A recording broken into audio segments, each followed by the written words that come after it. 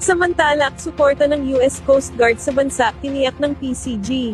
Bumisita sa national headquarters ng Philippine Coast Guard sa Port Area, Maynila, si United States Coast Guard Pacific Area Deputy Commander Rear Admiral Jeffrey Novak. Sa pulong, sinabi ni PCG Commandant Admiral Ronnie Hilgaben na mahalaga ang naging partisipasyon ng PCG sa Rim of the Pacific Exercise 2026 at patuloy na pagpapalawak ng maritime engagement sa ilalim ng ASEAN Coast Guard Forum at iba pang regional cooperation initiatives. Tinalakay din ang patuloy na suporta ng United States Coast Guard sa pagpapalakas ng cybersecurity, search and rescue capabilities gamit ang Search and Rescue Optimal Planning System o SAROPS, deployment ng karagdagang USCG cutters sa bansa, at secure communications initiatives. Pinag-usapan din ng dalawang panig ang kooperasyon sa maritime domain awareness, environmental protection, capacity building initiatives, human resource development, at strategic communications. Iginiit naman ni Gaben ang patuloy na pakikipagtulungan ng PCG sa USCG para sa pagsusulong ng kapayapaan, katatagan, at rules-based maritime order sa Indo-Pacific region.